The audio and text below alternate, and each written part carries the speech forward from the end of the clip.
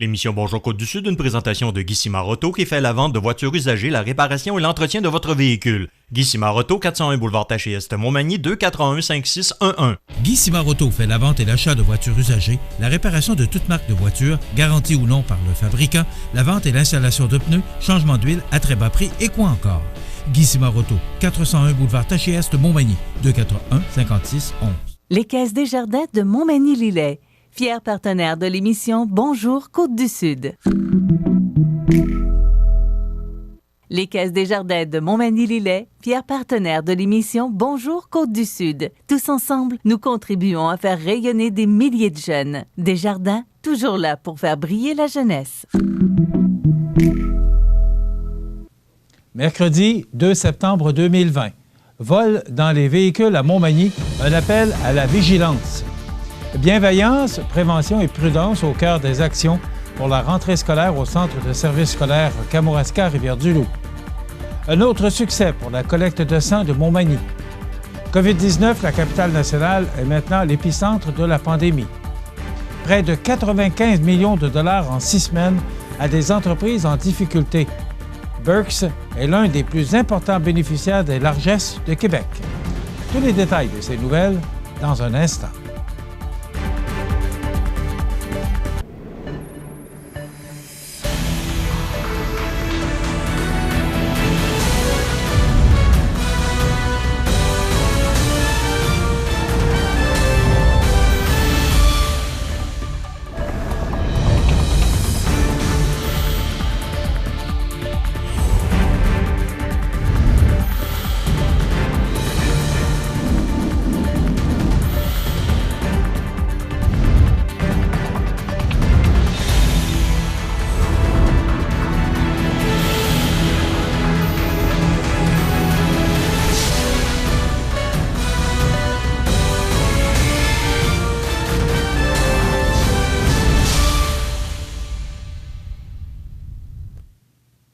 Bonjour, mesdames et messieurs. Les policiers de la Sûreté du Québec du poste de la MRC de Montmagny désirent sensibiliser la population face aux vols perpétrés dans les véhicules. En effet, depuis les dernières semaines, plusieurs vols ont été signalés dans le secteur de Montmagny. Les policiers invitent donc les citoyens à la vigilance et recommandent de suivre ces quelques règles de prévention. Verrouillez les portières et le coffre arrière du véhicule. Si possible, garez votre véhicule dans un endroit bien éclairé et achalandé. Ne laissez jamais votre clé dans le contact si vous devez laisser votre véhicule sans surveillance. Ne laissez aucun objet de valeur visible dans le véhicule. Rangez les colis, sacs et sacs à main à l'abri des regards et surtout, ne laissez pas dans votre voiture vos carnets de chèques, votre porte-monnaie ou les clés de la deuxième voiture du domicile. Retirez tout élément pouvant indiquer qu'un appareil électronique se trouverait à l'intérieur. Support de GPS, chargeur, adapteur. Éteignez la fonction Bluetooth et Wi-Fi de vos appareils pour éviter que des voleurs captent leur signal. Le Code de la sécurité routière prévoit également que nul ne peut laisser sans surveillance un véhicule routier et dont il a la garde sans avoir préalablement enlevé la clé du contact et verrouillé les portières. Cette infraction peut entraîner une amende de 108 $. Rappelons que toute information sur des actes criminels ou des événements suspects peut être communiquée à la Centrale de l'information criminelle de la Sûreté du Québec au 1-800-659-4264. Et c'était lundi, jour de rentrée scolaire pour les quelques 6 403 élèves du préscolaire, du primaire et du secondaire du Centre de services scolaires de Kamouraska-Rivière-du-Loup. Les derniers mois de la dernière année scolaire ont fait vivre une large gamme d'émotions aux familles de la région et la COVID-19 a mis le réseau scolaire à l'épreuve. Par contre, la collaboration des parents, des élèves et de l'ensemble du personnel de leurs établissements permet aujourd'hui d'assurer une rentrée scolaire sécuritaire dans le respect des consignes sanitaires strictes de la santé publique. Ainsi, les jeunes et les moins jeunes peuvent retourner en classe ou en atelier pour consolider et poursuivre leur apprentissage. Rappelons qu'en plus des 6 403 élèves du secteur jeune, s'ajoutent plus de 750 élèves admis à temps plein dans les divers centres d'éducation des adultes ou de formation professionnelle. Des dizaines d'autres inscriptions sont attendues au cours des prochaines semaines, car les entrées peuvent avoir lieu en continu dans nos centres. Dans le cadre de cette rentrée inhabituelle, tous les membres des équipes écoles seront, plus que jamais, appelés à soutenir les élèves. Avec bienveillance et de manière concertée, les enseignants, le personnel de soutien, le personnel professionnel et les gestionnaires relèveront ensemble le défi d'offrir aux jeunes des services adaptés à leur situation. Soulignons que les élèves pourront compter sur des équipes complètes d'enseignants ainsi que sur tout le personnel en service à l'élève, car tous les postes sur le territoire du centre de service scolaire ont été comblés. Pour les parents, les activités recommencent également. Ils seront invités dans les prochains jours à l'Assemblée générale annuelle des parents, laquelle leur permettra d'obtenir des informations importantes sur le milieu de vie de leurs enfants, ainsi que d'élire leurs représentants au conseil d'établissement, au comité de parents et à l'organisme participation parentale, si les parents présents le souhaitent. Par ailleurs, dans ce contexte de pandémie, le Centre de services scolaires invite les parents à participer à une présentation virtuelle ayant comme objectif de les préparer à l'enseignement en ligne par l'intermédiaire de Teams, au cas où la situation pandémique l'obligerait. Enfin, pour toute question de la part des parents, un service de courriel direct et une foire aux questions ont été mis de l'avant. La collecte de sang du 21 août dernier, organisée de main de maître par les chevaliers de colon du Conseil 2634 de Montmagny, a permis d'avoir le sang de 101 donneurs pour un objectif de 100 personnes. De ce nombre, 3 personnes en étaient à leur première expérience et une autre a par ailleurs réalisé son 143e don à vie. Nous constatons la générosité de la population de Montmagny envers la mission d'Emma Québec, puisque le taux de réponse à la prise de rendez-vous est toujours excellent. Il est important de rappeler que 1000 dons sont nécessaires chaque jour pour répondre aux besoins constants des receveurs de produits sanguins. Sincère remerciement à tous les donneurs et bénévoles, a déclaré François Charret, superviseur pour Emma Québec. Sur la photo, dans l'ordre habituel, François Charret, superviseur pour Emma Québec, Mme Jocelyne Caron, mairesse de Cap-Saint-Ignace et préfète de la MRC de Montmagny, Robert Beaumont, grand chevalier et coordonnateur pour les chevaliers de colon 2634. La capitale nationale a détrôné Montréal mardi en termes de nouveaux cas de COVID-19 rapportés quotidiennement, notamment en raison de l'éclosion au bar Kerouac, où la situation ne cesse de s'alourdir. On en parle après la pause. Ça bouge à Saint-Cyril-de-Lessard. La municipalité prolonge la rue L'Or. Développement L'Or Plus, c'est 14 terrains à vendre au coût d'environ 9 000 $ aux 53 sous du pied carré. Prêt à construire, disponible et offrant tous les services. De bonne superficie, ces terrains sont situés au cœur du village. De plus, vous bénéficierez d'un crédit taxe sur 3 ans. À quelques minutes des grands axes routiers, c'est une occasion unique d'être propriétaire dans un coin de pays majestueux. Pour obtenir plus d'informations, 247-5186. Vous regardez le réseau de télévision C'est ma TV.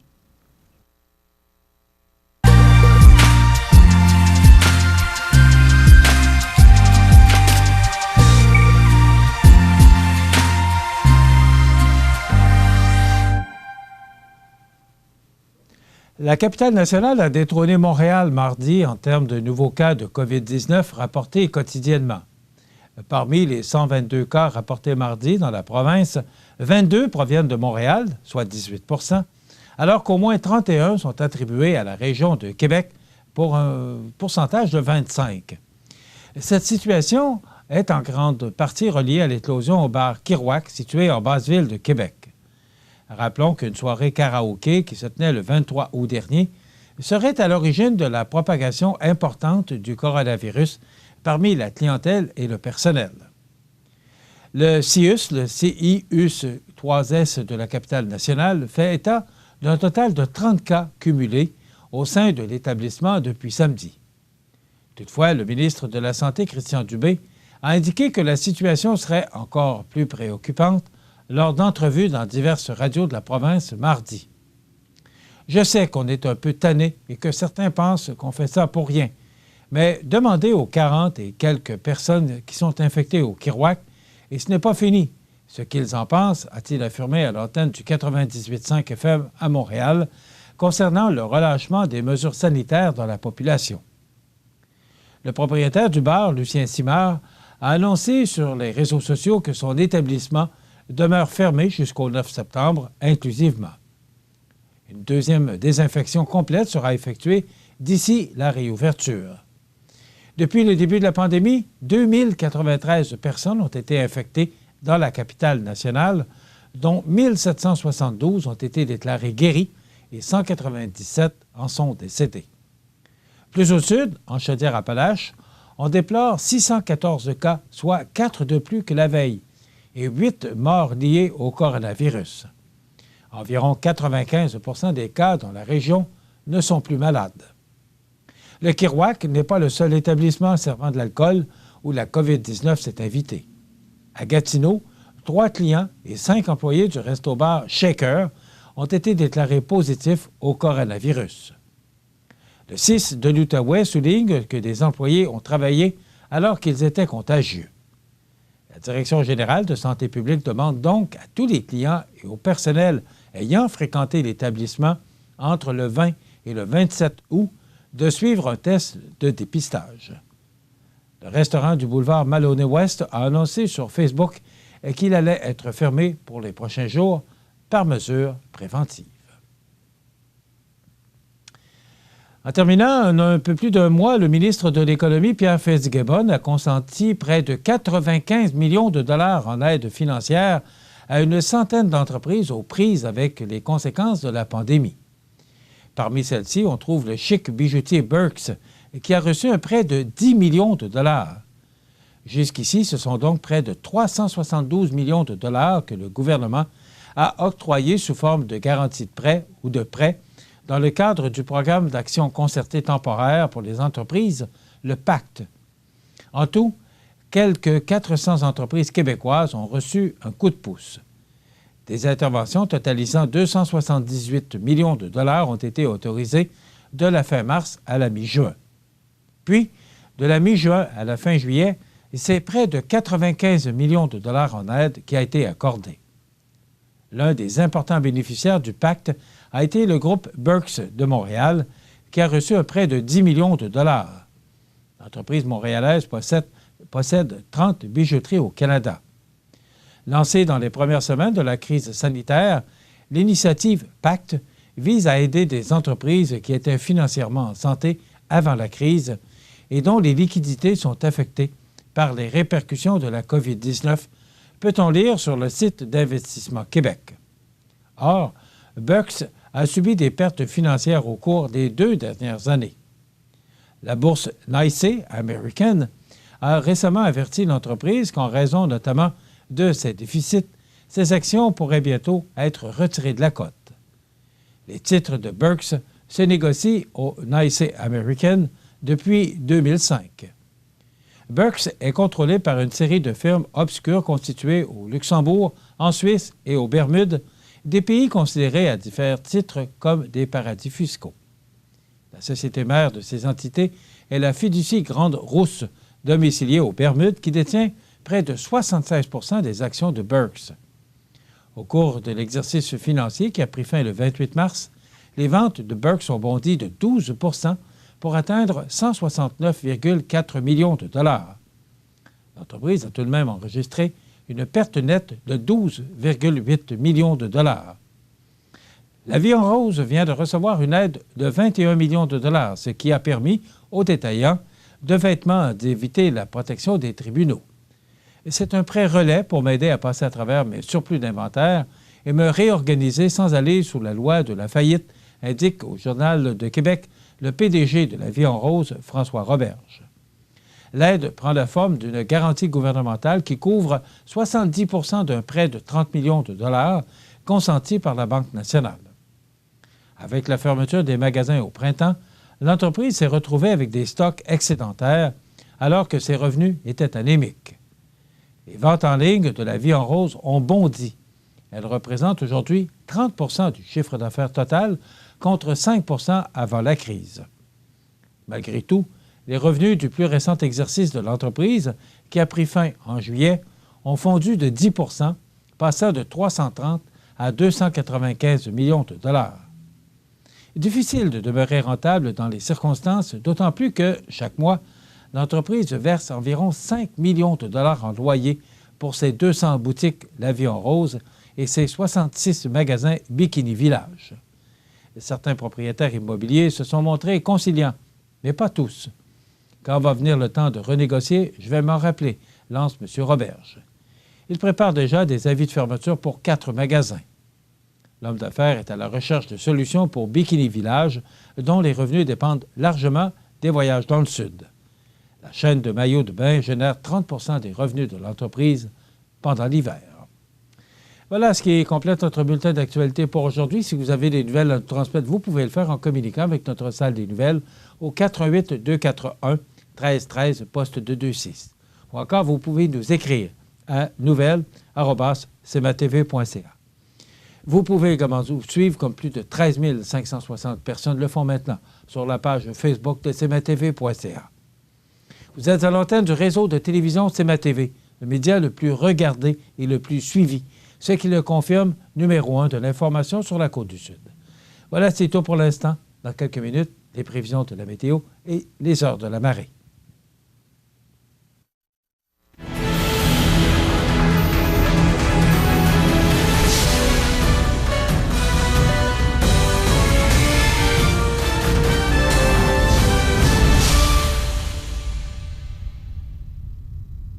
Les Caisses Desjardins de Montmagny-Lillet, fier partenaire de l'émission Bonjour Côte-du-Sud. Les partenaires suivants sont fiers de s'associer à cette portion de notre programmation. Toute l'équipe de la Clinique dentaire Montmagny, 63 boulevard Taché-Ouest, est heureuse d'informer sa clientèle que la clinique dentaire sera ouverte tous les lundis soirs de l'été. La Clinique dentaire Montmagny, 63 Taché-Ouest, 418-248-2175. On vous attend. Vous regardez le réseau de télévision CMA-TV. Les prévisions de la météo. Une présentation de Promutuelle Assurance Montmagny-Lillet. Toujours à l'écoute de vos besoins. La météo est présentée par Promutuelle Assurance Montmagny-Lillet, où des professionnels de chez nous sont heureux de répondre à tous vos besoins en assurance. Promutuelle Assurance Montmagny-Lillet est là, dans la région, pour ses membres et la communauté. Alors, c'est le temps de vous parler de météo et vous rappeler qu'hier, on a connu quand même une belle journée, mais le temps s'est ennuagé et on a connu de la pluie là, sur l'heure du souper, alors qu'on prévoyait cette pluie plus au cours de la nuit. Maintenant, pas une bonne nouvelle pour aujourd'hui. Ce sera une journée maussade et je pense que l'image radar parle d'elle-même. Il y a ce système dépressionnaire là, qui se situe tout près, peut-être au sud des Grands Lacs, là, et à l'est de l'Ontario, sur le Bel-Quivillon, se dirige vers Ottawa et le nord du Québec et nous atteindra, ou déjà, on peut dire qu'il nous a atteint. Donc, aujourd'hui, ça nous donne du temps généralement nuageux, avec 60 de probabilité d'averse, des vents devenant du sud à 30 km/h, avec des rafales à 50 au cours de l'avant-midi, maximum de 23. On parle d'un facteur humidex qui pourrait atteindre 27 au cours de la journée. Ce soir et la nuit prochaine, averses qui cessent au cours de la nuit. Dégagement par la suite, vent du sud-ouest de 30 km/h avec des rafales à 50. Les vents deviendront légers après minuit, minimum de 15 degrés. Demain, jeudi, eh bien, le soleil sera de la partie avec des vents devenant du sud-ouest à 20 km/h en après-midi, maximum de 23. Avec le facteur humidex, on pourrait atteindre des températures autour de 28 quand même. Ciel dégagé pour la nuit de jeudi à vendredi. Pour vendredi, c'est du soleil, ce sera venteux, avec un maximum frais de 20 degrés. Pour la fin de semaine, ce long congé de la fête du travail, pour samedi, c'est du soleil avec un maximum frais de 18 degrés. On est bien en deçà des normales de saison. Pour dimanche, du soleil avec un maximum de 19 et pour lundi, du temps nuageux avec un maximum de 20 degrés. Pour mardi, du temps nuageux avec un maximum de 21. Naturellement, vous comprendrez que ce sont des prévisions à long terme, des systèmes qui peuvent changer de trajectoire, mais pour l'instant, on lui prévoit une belle fin de semaine, somme toute, mais peut-être plus de nuages pour lundi et mardi. Les normales de 16 heures, ce temps-ci de l'année, sont de 19 le jour, 7 la nuit.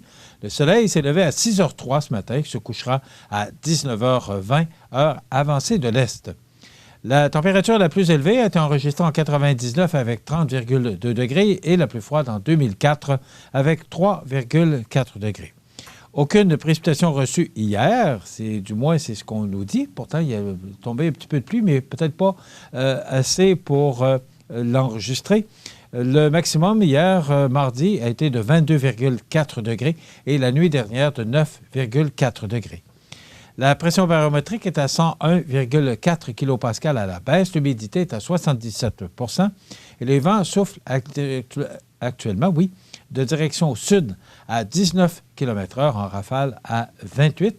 Il fait 17 degrés sous un ciel nuageux. Maintenant, pour les heures de la marée, elle était haute à 5h59 ce matin. Elle sera basse à 13h et de nouveau haute à 18h30. Voilà, ça complète les prévisions à long terme pour notre région. Le restaurant Thai Zone à Montmagny est maintenant ouvert. Vous aimez les saveurs, les textures et la fraîcheur du thaï?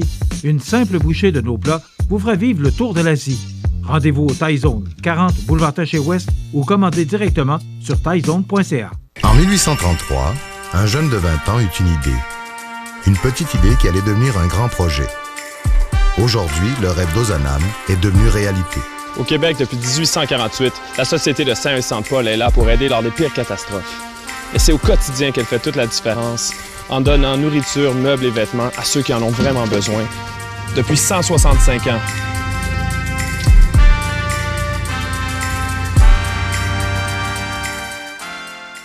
Vous regardez le réseau de télévision C'est ma TV. Les anniversaires IGA vous sont présentés par votre magasin Coop IGA Extra de Montmagny qui vous rappelle que bien manger, ça commence dans votre magasin Coop IGA Extra de Montmagny. Venez vivre la différence à votre magasin Coop IGA Extra de Montmagny. Alors, c'est aujourd'hui déjà le milieu de la semaine, mercredi le 2 du mois de septembre 2020, et c'est le temps de souhaiter bon anniversaire à nos jubilaires de ce 2 septembre. Mais d'abord, hier, 2 jubilaires dont on a reçu des anniversaires au cours de la journée. Le 1er septembre, c'était l'anniversaire à Nathalie Thibault de Lise et Guylaine. Bonne fête, Nathalie Thibault, pour hier. Et hier également, c'était l'anniversaire à Manon Labrec de sa mère, qui l'aime beaucoup. Alors, bonne fête, Manon Labrec, hier, 1er septembre. Aujourd'hui, le 2, c'est l'anniversaire à Geneviève Carrier.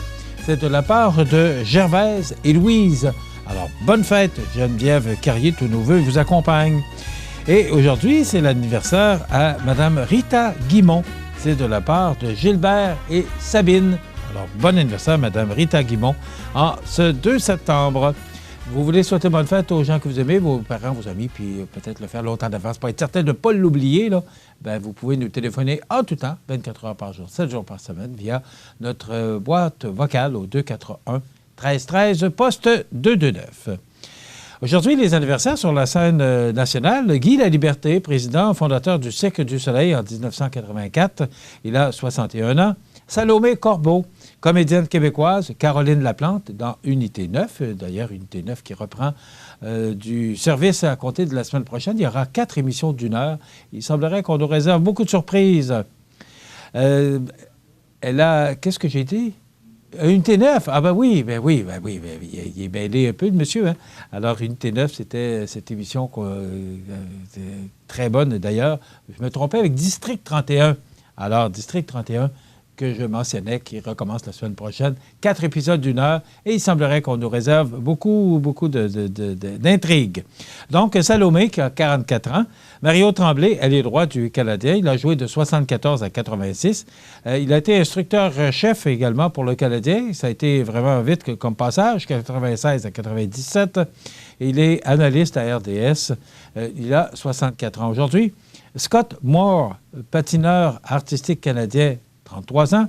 Salma Hayek, actrice, réalisatrice et productrice mexico-américaine, 54 ans. Keanu Reeves, acteur canadien, 56 ans. Et Victor Lévy-Beaulieu, romancier, dramaturge, auteur de téléromans et éditeur.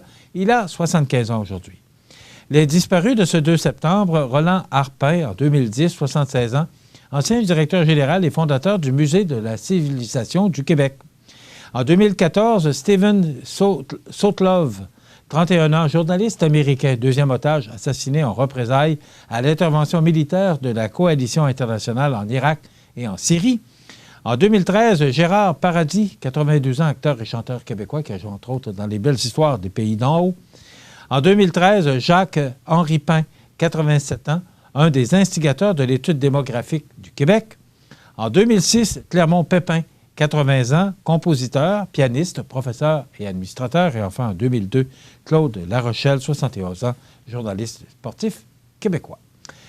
Ça complète pour les anniversaires. Dans quelques instants, on vous propose une entrevue qu'on a réalisée lundi avec Mme Marie-Ève Proulx, qui est députée de Côte-du-Sud. On aura la nouvelle positive, il y aura les grands titres de l'actualité avec José Soucy et les avis de décès. Je vous souhaite une bonne fin d'émission. Une image vaut 1000 mots. Pochette, brochure, livre, documents spirale, formulaire, dépliant et encore plus. Impression Rive-Sud. Une équipe dévouée, dynamique et professionnelle. Vous regardez le réseau de télévision C'est ma TV. Ma prochaine invitée, vous la reconnaissez, c'est notre députée de Côte-du-Sud, Marie-Ève Proulx. Bonjour Marie-Ève. Bonjour. Comment allez-vous? Je vais très bien. Content de vous retrouver. Ben oui, moi aussi, c'est un Vous grand avez plaisir. pris des vacances? Oui, il le fallait. Oui, Oui. J'imagine. Vous avez pris 3 semaines de vacances? Oui, exactement. Bon. Qu'est-ce que vous avez fait pendant vos vacances? Avez-vous été capable d'arrêter? Bien, ça a été, évidemment, il y a une période de mise à niveau pour bien décrocher, mais j'ai passé du très bon temps avec ma famille, mes enfants. On a fait beaucoup de sport, beaucoup de randonnées pédestres dans la région. On est resté ici. Vraiment, ça a été très, très reposant, je vous dirais ça comme ça. Permettez-moi de vous poser la question, est-ce qu'en politique, comme surtout que vous avez aussi beaucoup de responsabilités, est-ce qu'on réussit à décrocher? C'est plus difficile parce que notre travail exige vraiment toujours des réflexions. On est toujours dans notre tête, donc puis on est toujours interpellé. Mais oui, on arrive à décrocher. En tout cas, moi, j'arrive à le faire très bien. OK. Et le retour s'est fait début du mois d'août? Oui, exactement. Vous avez pris le collier avec quel dossier? Parce que vous avez... c'est une bonne question parce qu'il y en a eu tellement. Je suis rentrée vite. Là, vous me ramenez... je ne sais pas qu'est-ce que j'ai fait, mais je sais que je n'ai pas arrêté depuis que je suis revenue. Là. J'ai fait beaucoup de... Je suis allée 2 fois en Gaspésie déjà.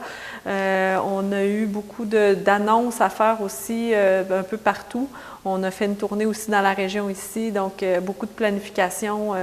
Ça a été beaucoup de dossiers tout en même temps, là. Je vous amène justement, c'est pour ça dont je vous parle, parce que la rentrée, c'est toujours comme nous, de la nouvelle programmation. Vous, est-ce que vous avez des dossiers, des objectifs, vous avez des priorités? Comment vous voyez la rentrée? Bien, il y a 2 éléments importants, dans le fond. Dans mon cas, d'abord, tout ce qui est encore les suivis par rapport à la COVID, les mesures, s'assurer que dans notre région, comme les autres régions, on ne tombe pas dans une deuxième vague très forte. On a été chanceux pour la première vague, donc c'est important de préserver ça d'une part. D'autre part, toute la relance économique. Notre région cet été a été relativement choyée avec tout le tourisme. Il faut aussi que ça ait des retombées à plus long terme. Donc, on va travailler beaucoup dans la relance comme ministre délégué au développement économique régional. Là, mon automne va être très axé sur la relance, la mise en place de projets pour s'assurer d'une relance économique efficace et prospère. Pour vous parler de la COVID, vous avez été chanceux parce que toutes les régions où vous avez des responsabilités, que ce soit la Côte-du-Sud, bien sûr, Gaspésie, Bas-Saint-Laurent, on a été choyés parce qu'on a eu beaucoup moins de cas que dans d'autres régions. Beaucoup moins de cas, mais en plus, une augmentation potentielle des cas cet été, vu le nombre de touristes qui sont venus visiter nos régions, hein, autant Gaspésie, Bas-Saint-Laurent que Chaudière-Appalaches. Il y a eu beaucoup de circulation. Les gens de la ville avaient envie de venir prendre de l'air, voir du vert, du bleu. C'est ce qu'on se faisait dire souvent. Puis c'est ça, fait que c'est positif. Donc, puis on a vu que ça a bien été. Jusqu'à maintenant, c'est très, très positif ce qu'on voit. Donc, là, les mesures sanitaires sont mises en place en vue aussi des changements de saison, des rhumes, grippes. Donc, il y a tout ça. Il y a la rentrée scolaire aussi qui était préoccupante. Donc, on poursuit en ce sens, là, avec... D'ailleurs, la rentrée était lundi cette semaine. Donc, on a d'ailleurs visité des élèves de 5e secondaire et de maternelle dans 2 écoles de la région, là. Comment ça se passe? Permettez-moi de vous poser la question, Oui. parce que vous avez visité des écoles. Comment ça se passe? Comment la direction reçoit ça? Comment les élèves prennent ça aussi? Bien, moi, j'ai été impressionnée tant au mois de mai que cette semaine de voir là, le grand niveau d'organisation du milieu scolaire dans nos écoles ici de la région. Les enseignants ont embarqué d'emblée, les directions d'école, tout le monde travaille à s'assurer de la sécurité sanitaire, dans le fond, là, des enfants et des adultes aussi qui travaillent dans ces milieux-là. Moi, ça m'impressionne, ça va très bien, là. On sait que les élèves de 5e année et plus doivent porter le masque. Ce qu'on m'a dit lundi matin, c'est vraiment que tout le monde, 100% des élèves, avaient leur masque. Donc, les gens respectent les consignes et même, dans certains cas, ce sont les enfants qui rappellent aux adultes de garder la distanciation. Donc, même les enfants sont bien, là, les parents ont bien préparé leurs enfants au retour à l'école dans un contexte différent cette année. Mais moi, je suis impressionnée de tout ça. Puis au secondaire, ça faisait quand même 5 mois et demi qu'ils n'étaient pas allés à l'école. Donc, les élèves aussi étaient un peu sous le choc de ce retour à l'école, là, après 5 mois et demi d'absence à l'école. Toute l'adaptation au retour à l'école, à être assis en classe toute la journée, ça va être quelque chose pour eux autres. Donc, je leur souhaite d'ailleurs une bonne année scolaire. Et on est toujours préoccupés, évidemment, par les mesures sanitaires. C'est toute une expérience pour tout le monde. Vraiment. Tu as raison. On vit une situation qu'on ne revivra peut-être jamais. Mais exactement. Alors, il faut s'adapter. Oui, tout à fait. Marie-Ève, vous avez fait une tournée de quelques municipalités de votre comté. C'était quoi l'objectif? Bien, c'était vraiment important pour moi d'aller rencontrer les entreprises, les entrepreneurs, les organismes suite à la COVID. Hein, comme politicien, comme politicienne, ce qu'on aime beaucoup, c'est rencontrer les gens, d'être avec les gens. Puis la COVID nous a empêchés de le faire, même nous. Donc, je tenais à aller voir comment ça va les entreprises sur le territoire, comment ça va dans les municipalités, comment vont les chambres de commerce. Donc, je suis allée rencontrer différents acteurs tout au cours de l'été, là, en respectant les mesures de distanciation, évidemment. On est allé à la Pocatière, dans le Kamouraska, puis on est allé aussi à Saint-Pamphile plus récemment. Donc, puis je vais continuer de le faire là, tout au cours de l'automne, m'assurer que tout va bien, puis voir s'il n'y a pas des mesures particulières qu'on peut amener pour l'économie locale. Est-ce que tout va bien? Comment vous retenez les commentaires que j'entends, c'est que ça va très bien. Ça va très bien pour le moment. Puis les gens remarquent une augmentation aussi de l'achalandage, des ventes au niveau local. Les gens gardent leur habitude, les citoyens gardent leur habitude d'acheter localement. Fait que ça, c'est très encourageant pour les entreprises locales. Donc, c'est ce qu'on veut préserver pour notre gouvernement. Il y a une grande priorité qui va être mise au cours des prochains jours, mois, années, à tout ce qui est achat local, autonomie alimentaire, acheter québécois. Donc ça fait partie de notre travail là, au niveau de l'économie, de s'assurer qu'on achète davantage au niveau québécois qu'on achète localement. Même les fournisseurs ont de la misère à fournir les commerces de détail parce que la commande est trop grande. Donc, ça veut dire que le message, M. Legault, il a passé. Oui, vraiment. Puis, c'est ce qu'on voit partout. Donc, c'est comment on va s'assurer qu'on puisse fournir là, adéquatement, qu'il n'y ait pas de pénurie de matériel dans nos régions respectives. Est-ce que vous avez des programmes d'aide pour les municipalités? Parce que là, vous dites que ça va bien partout. Vous faites la visite pour le savoir, mais est-ce qu'il y a des programmes d'aide s'il y a des municipalités qui ont plus de difficultés? Est-ce que c'est votre but d'intervenir si jamais il y avait des besoins? Bien, mon collègue Éric Girard, ministre des Finances, a fait des réserves au cas où il y avait une deuxième vague, où on devait ramener un confinement. Mais notre objectif est justement de ne pas revenir à cette situation qu'on a vécue au printemps. De là, l'intérêt du port du masque, des mesures de distanciation sociale, pour s'assurer que l'aspect commercial, service, entreprise, industrie demeurent ouvertes et continuent leurs activités pour vraiment pas ralentir l'économie. Ça, pour nous, c'est prioritaire, là. Donc, on est d'avis qu'il faut maintenir ces mesures sanitaires pour préserver l'économie puis l'ouverture économique. Justement, il y avait eu une subvention, ça fait quand même quelque temps, un investissement de 1,2 million pour des projets structurants. Est-ce que vous avez une réponse par rapport à ces projets-là? Est-ce que ça répond bien? En fait, ce que vous me parlez, c'est que le ministère des Affaires municipales a signé un pacte fiscal avec l'ensemble des municipalités du Québec. C'est un renouvellement du pacte fiscal. Okay. Puis, il y a une partie des fonds qui ont été négociés dans ce pacte fiscal-là qui est prévu pour des projets locaux et régionaux. Dans la région ici, Montmagny-Lillet, c'est 1,2 million de dollars. Donc, tout le monde peut appliquer à ces fonds-là, 1,2 million, pour justement favoriser le développement. Est-ce que les gens le font? Est-ce que vous avez des projets? Bien, est-ce que ça répond bien? Oui, il y a des demandes, là. Évidemment qu'il y a des demandes. Il y a des organismes qui demandent des financements, mais moi, je trouve qu'il pourrait en avoir plus. En effet, là, des projets différents, des promoteurs différents, assurer justement une ouverture différente aussi, mais en même temps, c'est au MRC, aux municipalités, aux élus. Ces sommes-là sont dédiées pour le milieu municipal. Donc, c'est à eux de choisir les projets puisqu'ils connaissent bien là, leur réalité locale. Mais c'est ouvert. Vous n'intervenez pas. C'est vraiment la responsabilité va aux municipalités. C'est la responsabilité qui va aux municipalités, en effet. OK. Mais selon vous, ce que vous avez comme feeling, est-ce que les gens participent? Est-ce que les gens embarquent dans ce projet? Bien, ça pourrait être plus. Ça pourrait être Moi, plus? à mon avis, ça pourrait être plus. Il pourrait y avoir plus de projets aussi dans la région. Franchement, il n'y a pas des tonnes de projets ici dans la région en ce moment. Là. On n'en voit pas. C'est pas débordant de projets. Est-ce que c'est le contexte? On pourrait se poser la question.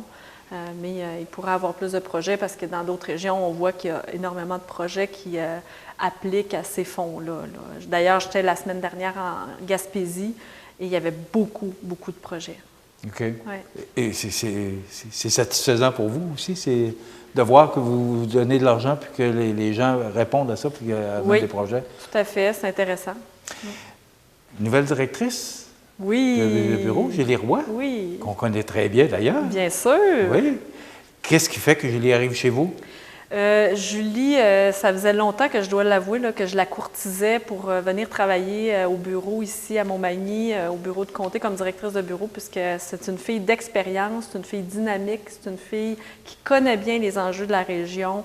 C'est une fille en qui j'ai extrêmement confiance, puis je sais qu'elle qu'il voulait aussi relever ce défi-là de travailler dans le bureau de comté. Donc, c'est une très belle nouvelle pour nous tous, puis pour la région aussi, qu'elle soit ici à temps plein pour m'aider à trouver, à bien brancher aussi les projets, les promoteurs, qu'on réalise des beaux projets pour notre région. Très contente. Puis avec Joanne Cyr aussi qui est là, Jocelyne Ouellette, toute l'équipe qui est là.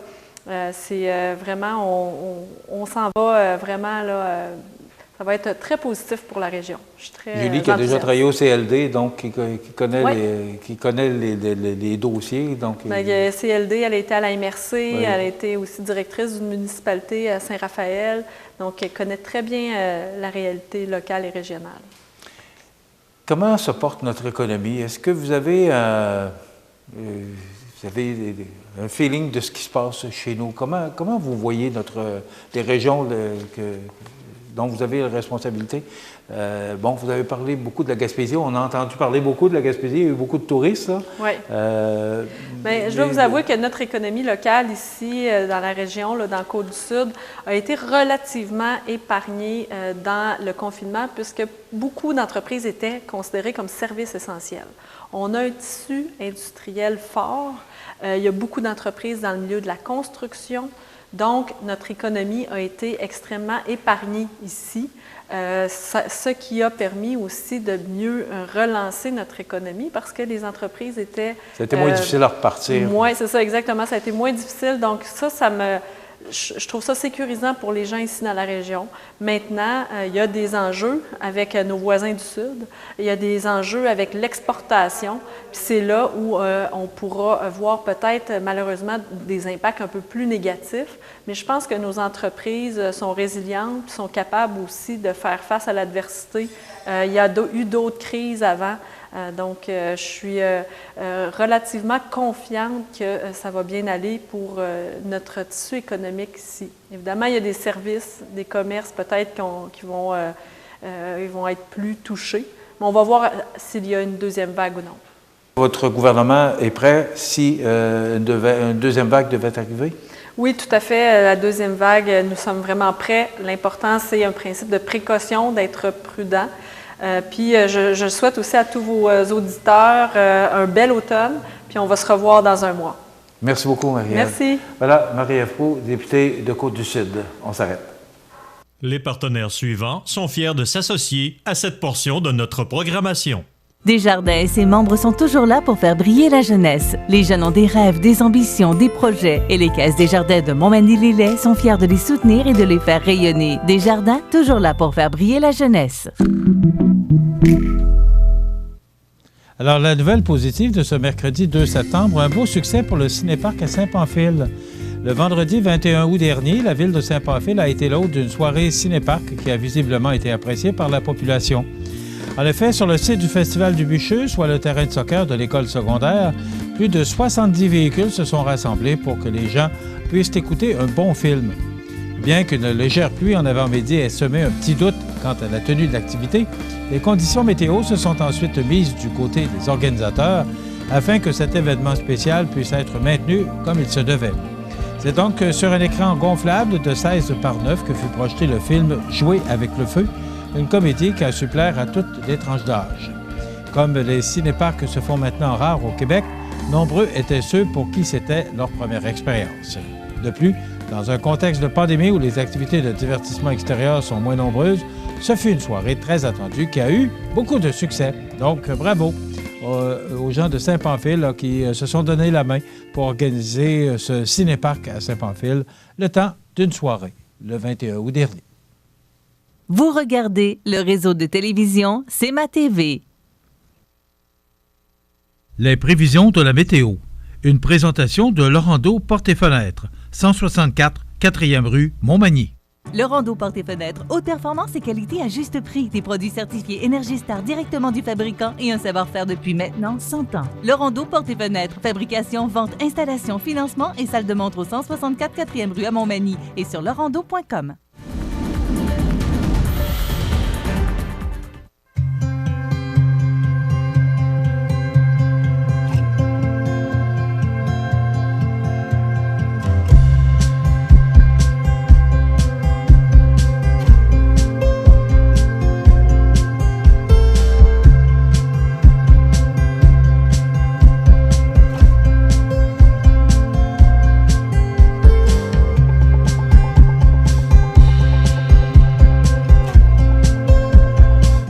Vous regardez le réseau de télévision C'est ma TV.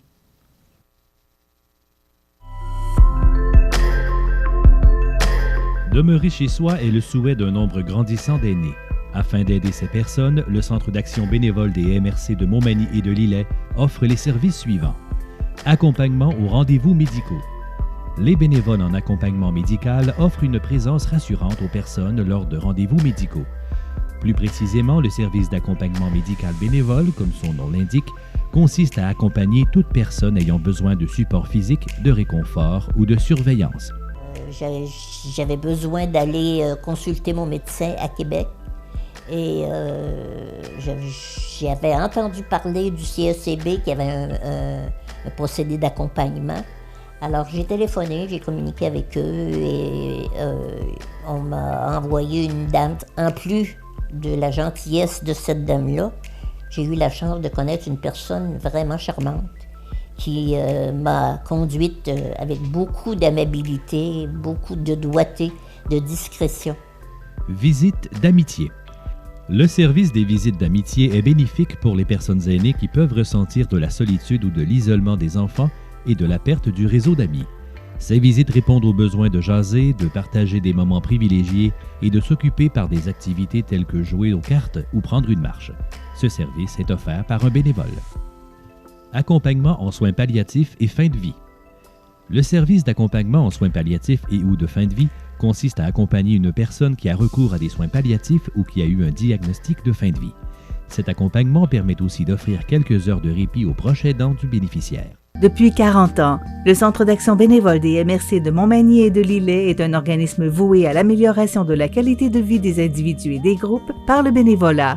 Le Centre d'action bénévole valorise ceux et celles qui désirent s'impliquer, répond à des besoins par divers services à la collectivité en développant de nouveaux groupes de bénévolat et assure des services directement à notre communauté. Le Centre d'action bénévole des MRC de Montmagny et de Lillet. À Montmagny, 248 72 42. De plus, le Centre d'action bénévole offre aussi des services d'aide alimentaire tels que des repas communautaires et de la popote roulante, de soutien à compléter divers formulaires, de même que la clinique d'impôt qui a lieu en mars et avril. Intervention de proximité. La mission du service soutien aux aînés vulnérables est de rejoindre les aînés dans leur milieu de vie et de les soutenir dans leur processus d'adaptation aux changements et étapes de vie. Moi, c'est par rapport à mon médecin de famille. Je lui ai demandé des renseignements si quelqu'un pouvait venir en aide pour avoir de la documentation, pour avoir un approche qui viendra me rendre visite. Ça m'a aidé beaucoup. Ça me donne comme une confiance en quelqu'un vu que j'ai des parents éloignés. Lutte contre la maltraitance. Soucieux de promouvoir la bientraitance et le respect des aînés, l'intervenant du service de soutien aux aînés vulnérables anime des ateliers de groupe sur la sensibilisation à la bientraitance. L'intervenant peut également répondre de façon plus personnalisée à des questionnements ou des inquiétudes liées à la qualité de vie d'une personne aînée, que ce soit vous-même ou une personne de votre entourage. Soutien et accompagnement au processus de deuil. Perdre un être cher est une épreuve douloureuse. Qu'il s'agisse du deuil du conjoint, d'un parent, d'un ami, d'un membre de la fratrie ou d'un enfant, tout deuil est un processus unique et individualisé. Le CAB des MRC de Montmagny et de Lillet a le souci d'offrir un service d'accompagnement au processus de deuil par des rencontres individuelles ou des rencontres de groupe. Les rencontres de groupe, basées sur la philosophie de Jean Montbourquette, sont de 12 rencontres consécutives.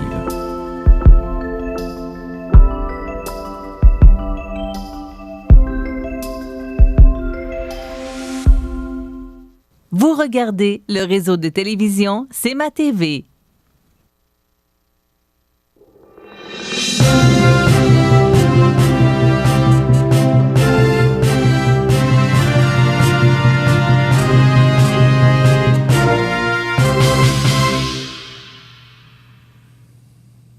Les grands titres de l'actualité de ce mercredi, le 2 du mois de septembre, avec notre collègue José Soucy de la salle des nouvelles de C'est ma TV Nouvelles, là, comme dirait Marc Fimono. Je veux dire, hein, écoute, dans mon grand livre bleu.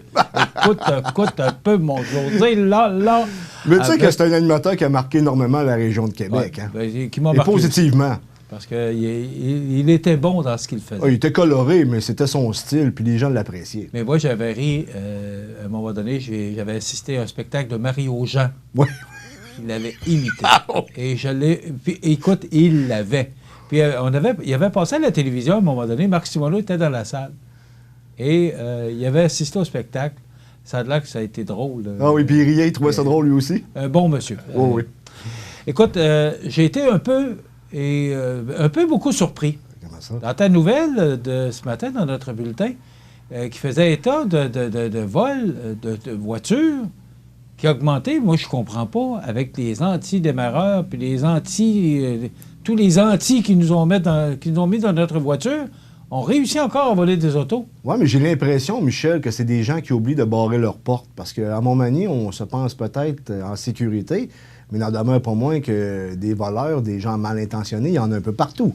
Donc, je présume que c'est ça le problème. C'est pour ça qu'on conseille aux gens de barrer réellement leurs portes et de faire attention, parce qu'on est responsable. Hein?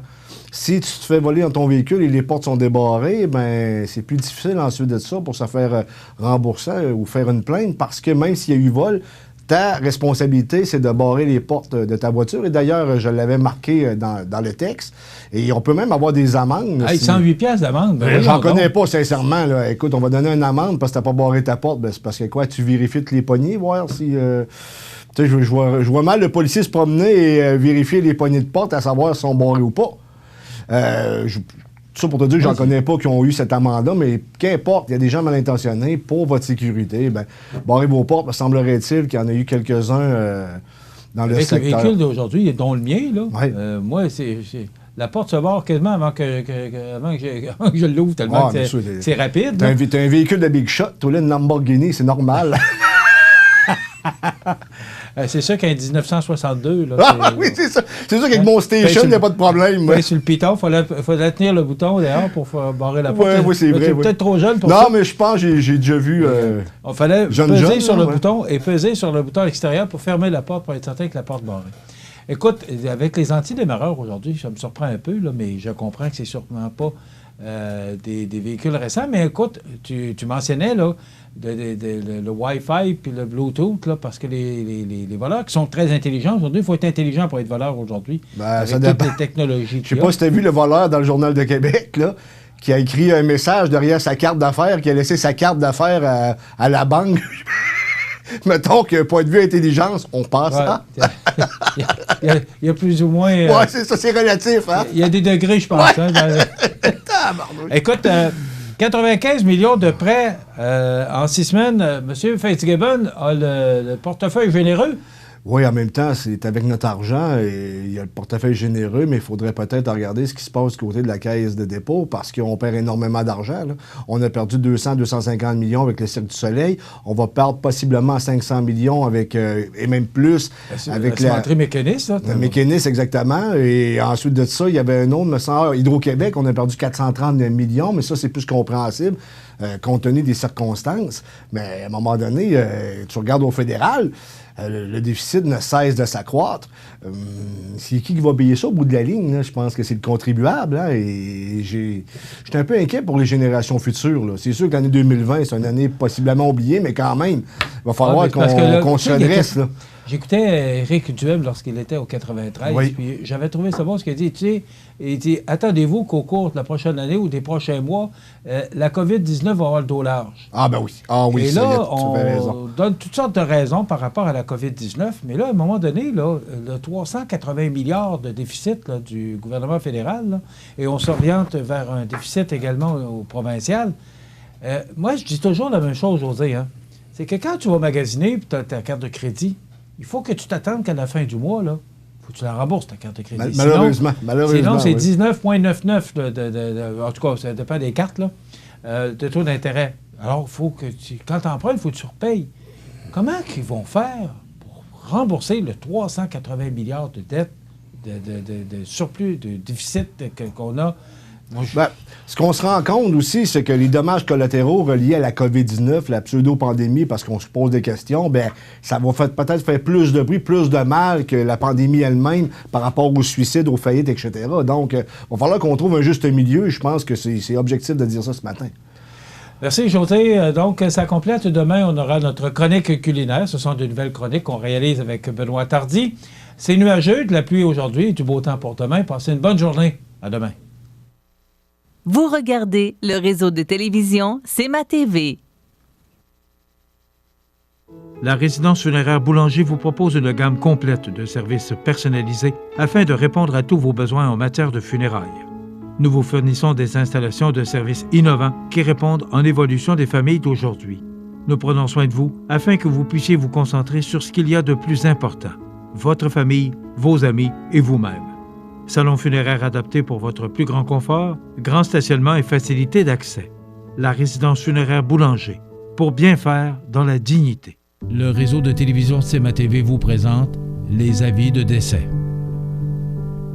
À la maison d'Hélène de Montmagny, le 17 juin 2020, à l'âge de 83 ans, est décédé M. Yvan Lacombe, époux de Mme Colette Sanson. Il était le fils de feu M. Joseph Lacombe et de feu Dame Albertine Isabelle. Il demeurait à Montmagny.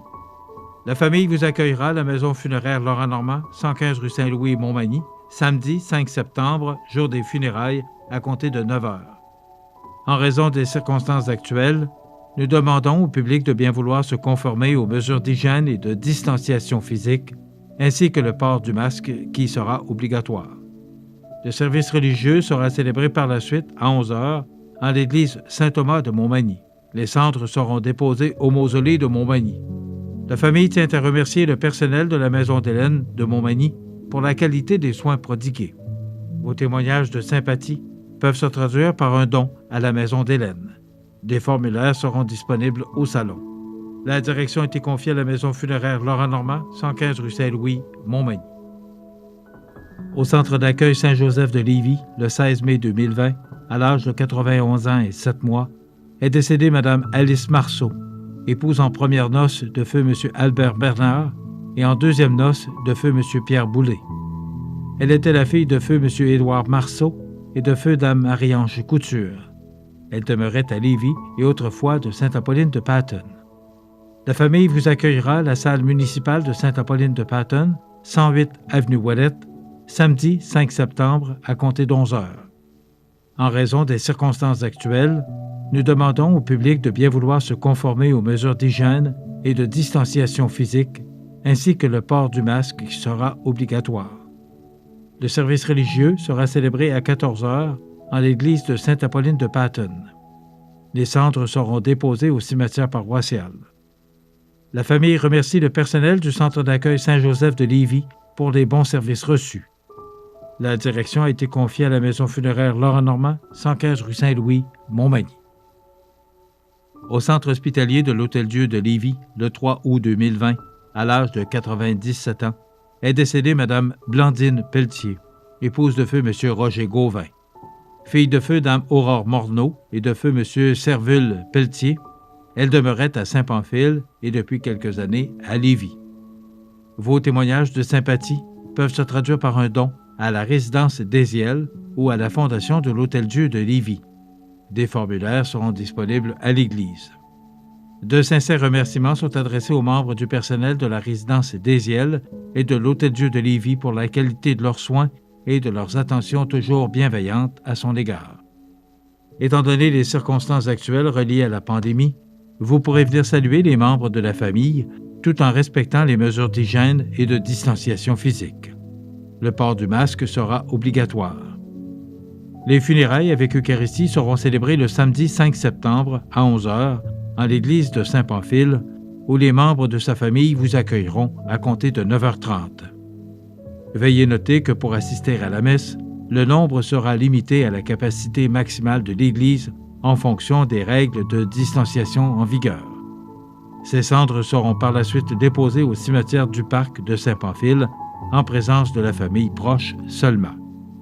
Pour renseignements ou messages de condoléances, c'est la voix et fils de la Duranté et fils, 18 du foyer sud, Saint-Pamphile. À Montmagny, le 2 mars 2020, à l'âge de 67 ans, est décédé M. Bruno Zachary, fils de feu M. André Zachary et de feu Dame Noëlla Lafontaine. Il demeurait à Montmagny et était originaire de Lac-Frontière. La famille recevra les condoléances à la salle multifonctionnelle de Lac-Frontière, 19 rue de l'Église, samedi 5 septembre à compter de 13h. Étant donné les circonstances actuelles reliées à la pandémie, vous pourrez venir saluer les membres de la famille tout en respectant les mesures d'hygiène et de distanciation physique. Le port du masque sera obligatoire. Les funérailles sans Eucharistie suivront à 15h30 au même endroit, les places étant limitées. La cérémonie sera célébrée en toute intimité, en présence des membres de sa famille uniquement. Les cendres seront déposées ultérieurement au cimetière de Lac-Frontière. Des remerciements particuliers au Dr Marie-Hélène Poulain pour son support et son dévouement auprès de Bruno. Vos témoignages de sympathie peuvent se traduire par un don à la Fondation de l'Hôtel-Dieu de Montmagny. Des formulaires seront disponibles à la salle. La direction a été confiée à la résidence funéraire Boulanger, 31 avenue de la Fabrique, Montmagny. Aux familles éprouvées, la direction et le personnel du réseau de télévision CMA-TV offrent leurs plus sincères condoléances. L'émission Bonjour Côte-du-Sud, une présentation de Guy Simard-Auto qui fait la vente de voitures usagées, la réparation et l'entretien de votre véhicule. Guy Simard-Auto, 401 boulevard Taché-Est, Montmagny, 281-5611.